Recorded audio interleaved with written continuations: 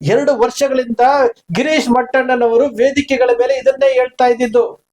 ನಮ್ಮ ಹತ್ರ ಸಾಕ್ಷಿ ಇದೆ, ನಮ್ಮ ಹತ್ರ ಸಾಕ್ಷಿ ಇದೆ, ನನ್ನ ಮೊಬೈಲ್ ನಲ್ಲಿ ಸಾಕ್ಷಿ ಇದೆ, ಸಾಕ್ಷಿ ಇದೆ ಅಂತ ಹೇಳ್ತಿದ್ರಲ್ಲ, ಇದೇ ಸಾಕ್ಷಿಗಳು. ಗಿರೀಶ್ ಮಟ್ಟಣ್ಣನವರು ಹೇಳ್ತಾ ಇರುವಂತ ಸಾಕ್ಷಿಗಳೇ ಇದೆ. ಒಂದು ಚಿನ್ನಯ್ಯನ ಹೇಳಿಕೆ, ಒಂದು ಮೈಸೂರಿನ ಮಂಡ್ಯದ ಆ ಹೆಣ್ಣು ಮಗಳ ಹೇಳಿಕೆ. ನಾನ್ ನೋಡಿದ್ದೀನಿ ಅಂತ ಹೇಳ್ತಿದ್ಲಲ್ಲ, ಸೌಜನ್ಯ ವಿಚಾರವನ್ನ ನಾನ್ ನೋಡಿದ್ದೀನಿ, ಹೇಳ್ಕೊಂಡು ಹೋಗಿದ್ದನ್ನು ನೋಡಿದ್ದೀನಿ, ತೊದಲಾ ಹೋಗ್ತಾರೋ ನೋಡಿದ್ದೀನಿ, ಇವರೆಲ್ಲ ನೋಡಿದ್ದೀನಿ ಅಂತ ಹೇಳಿದ್ರಲ್ಲ, ಇದೇ ರೀ ಮೊಬೈಲ್ ಅಲ್ಲಿ ಇರುವಂತ ಜೀವಂತ ಸಾಕ್ಷಿಗಳು.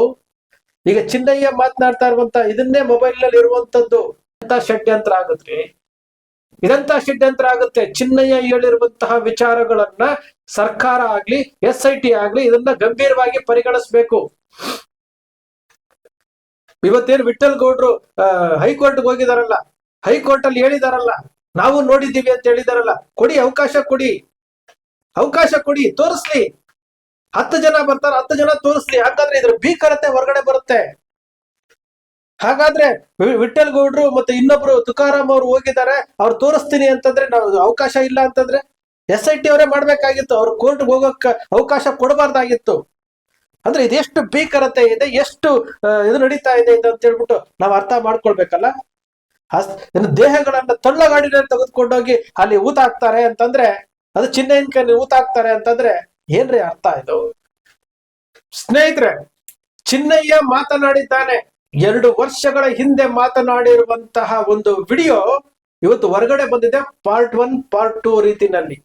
ಪಾರ್ಟ್ 1 ನಲ್ಲಿ ಹೇಳ್ತಾನೆ, ನೇತ್ರಾವತಿ ಸ್ನಾನಘಟ್ಟದ ವಿಚಾರವನ್ನ ಮಾತನಾಡ್ತಾ, ಪಾಂಗಳದ ವಿಚಾರ ಮಾತನಾಡ್ತಾ, ಸೌಜನ್ಯ ವಿಚಾರವನ್ನ ಹೊರಗಡೆ ಹೇಳದೇ ಇರೋದಕ್ಕೋಸ್ಕರವಾಗಿ ಅಮಿಷವನ್ನ ಒಡ್ಡಿ ಅವನು ಕೊಡ್ಬೇಕಾದಂತ ಹಣದಲ್ಲಿ ಕಡಿಮೆ ಕೊಟ್ಟು ಅವನನ್ನ ಅಲ್ಲಿಂದ ಬಿಡಿಸಿದ್ರು ಅಂತ ಹೇಳ್ತಾನೆ. ಅಂದ್ರೆ ಇಲ್ಲಿ ಏನೋ ನಡೆದಿದೆ ಅಂತೇಳಿ, ಇಲ್ಲಿ ಏನೋ ನಡೆದಿದೆ ಅಂತೇಳಿ. ಷಡ್ಯಂತ್ರ ಷಡ್ಯಂತ್ರ ಷಡ್ಯಂತ್ರ ಅಂದ್ರಲ್ಲ, ಯಾವ್ದ್ರಿ ಷಡ್ಯಂತ್ರ?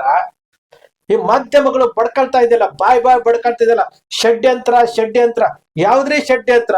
ಇದೇ ಚಿನ್ನಯ್ಯ ಮತ್ತು ಅವರ ಮನೆಯವ್ರು ಬಂದು ಕುತ್ಕೊಂಡು ಮಾತನಾಡಿರುವಂತಹ ವಿಡಿಯೋವನ್ನ ಶೂಟ್ ಮಾಡಿ ಇವತ್ತು ಹೊರಗಡೆ ಬಿಟ್ಟಿದ್ದೀವಲ್ಲ, ಇದೇ ಚಿನ್ನಯ್ಯ ಕುಡ್ಲಾರ್ ರಾಮ್ ಪೇಜ್ಗೆ ಮತ್ತು ಡಿಟಾಕಿಗೆ ಕೊಟ್ಟಿರುವಂತಹ ಹೇಳಿಕೆಗಳನ್ನ ಬಿಡುಗಡೆ ಮಾಡಿದ್ರಲ್ಲ, ಚಿನ್ನಯ್ಯನ್ಗೆ ಹೇಳ್ಕೊಟ್ಟಿದ್ದಾರೆ ಅಂದ್ರೆ. ಮಹೇಶ್ ಶೆಟ್ಟಿ ತಿಮ್ರೋಡಿ ಜೊತೆಲಿ ಮಾತಾಡ್ಬೇಕಾದ್ರೆ ವಿಡಿಯೋ ಅಲ್ಲಿ ಶೂಟ್ ಮಾಡಿದಾರಲ್ಲ, ಶೂಟ್ ಮಾಡ್ತಾ ಇದೀವಿ ಅಂತೇಳಿ ಮಾಡ್ಕೊಂಡಿದ್ರ. ಚಿನ್ನಯ್ಯ ಹೇಳಿರುವಂತಹ ಸತ್ಯದ ವಿಚಾರಗಳು ಹೊರಗಡೆ ಬರ್ತಾ ಇದೆ. ಪಾರ್ಟ್ 1 ಪಾರ್ಟ್ 2 ನಲ್ಲಿ. ಪಾರ್ಟ್ 2 ನಲ್ಲಿ ಅವನು ಹೇಳ್ತಾನೆ, ಹೆಣಗಳನ್ನ ತಳ್ಳಗಾಡಿನಲ್ಲಿ ತೆಗೆದುಕೊಂಡು ಹೋಗಿ ಊತ ಹಾಕಿದ್ದೀನಿ, 10 ಊತ ಹಾಕಿದ್ದೀನಿ ಅಂತ ಹೇಳ್ತಾನೆ. ಎಂತಹ ಭೀಕರತೆ, ಎಂತಹ ಕ್ರೂರತೆ ಇದೆ. ಇನ್ನೂ ನಿಮ್ಗೆ ಅರ್ಥ ಆಗ್ಲಿಲ್ಲ ಅಲ್ಲ?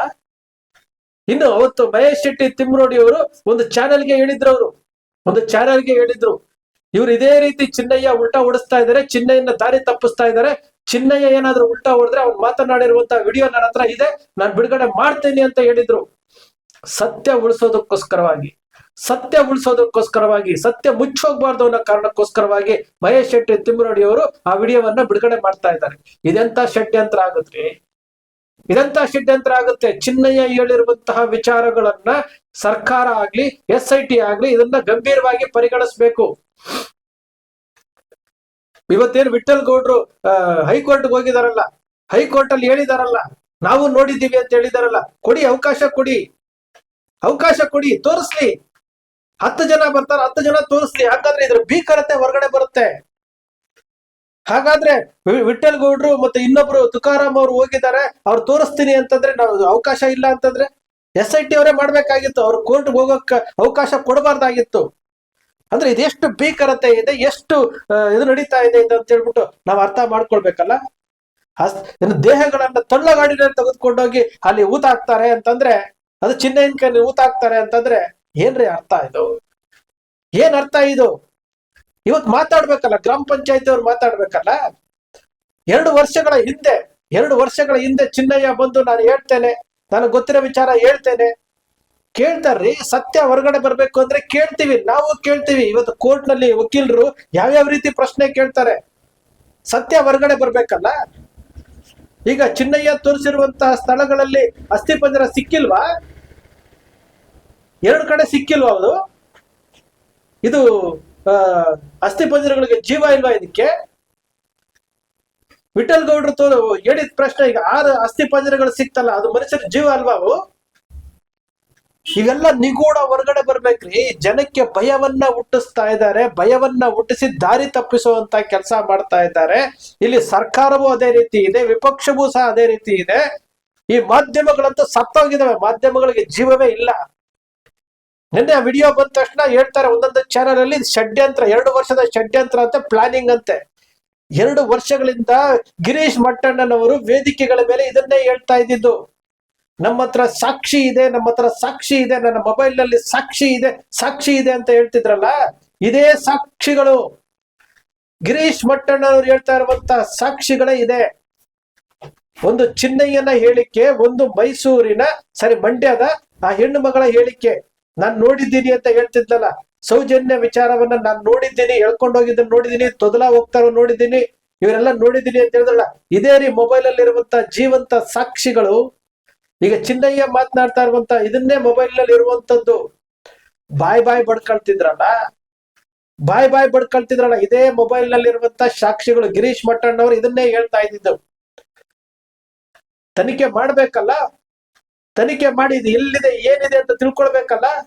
ಯಾರೇ ತಪ್ಪಿತಸ್ಥ ಆಗಿರ್ಲಿ, ಸಂತೋಷ್ ಶ್ರಾವೆ ಅತ್ಯಾಚಾರ ಆಗಿರ್ಲಿ, ಹೊರಗಡೆ ಬರ್ಬೇಕಲ್ಲ. ಯಾತಕ್ಕೋಸ್ಕರವಾಗಿ ಕೋರ್ಟ್ಗೆ ಯಾಕೆ ಹೋಗ್ತಾ ಇಲ್ಲ ಅಂತೇಳಿ ಬಾಲನ್ ಅವ್ರು ಹೇಳಿದ್ರಲ್ಲ. ಯಾತಕ್ಕೆ ಕೋರ್ಟ್ಗೆ ಹೋಗ್ತಾ ಇಲ್ಲ ಹೇಳ್ರಿ? ಯಾರ ವಿರುದ್ಧ ಹೋಗ್ಬೇಕು?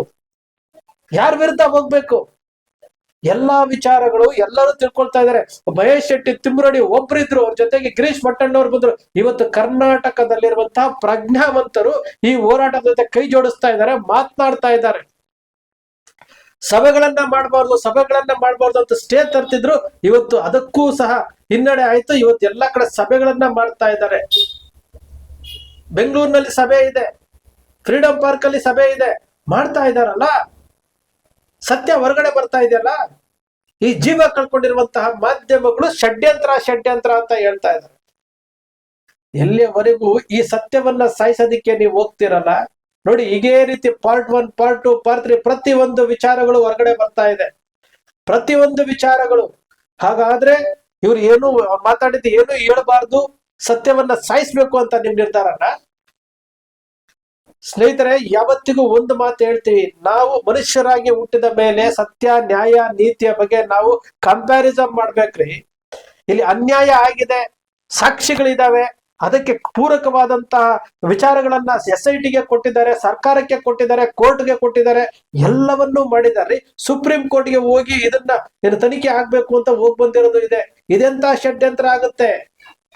ಯಾರನ್ನ ಉಳಿಸೋದಿಕ್ಕೆ, ಶ್ರೀಮಂತರನ್ನ ಉಳಿಸೋದಿಕ್ಕೆ, ಶ್ರೀಮಂತರ ಆಸ್ತಿಗಳನ್ನ ಉಳಿಸೋದಿಕ್ಕೆ ಈ ರೀತಿ ಮಾಧ್ಯಮಗಳು ತಮ್ಮನ್ನ ಮಾರ್ಕೊಂಡಿದ್ದಾರೆ. ಒಂದಷ್ಟು ಜನ ಮಾರ್ಕೆಟಿಂಗ್ ಎಕ್ಸಿಕ್ಯೂಟಿವ್ಗಳು ಮಾರ್ಕೊಂಡಿದ್ದಾರೆ. ಇದು ವಾಸ್ತವ ಸತ್ಯ.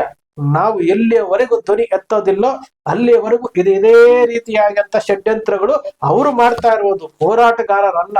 ಸ್ನೇಹಿತರೆ, ನಿಮ್ಮ ಅಕ್ಷರ ಮೀಡಿಯಾ ಸೃಷ್ಟಿ ಮಾಡೋದಿಲ್ಲ, ಕಲ್ಪನೆ ಮಾಡೋದಿಲ್ಲ, ವಾಸ್ತವದ ವಿಚಾರವನ್ನು ವಿಶ್ಲೇಷಣೆ ಮಾಡುತ್ತೆ.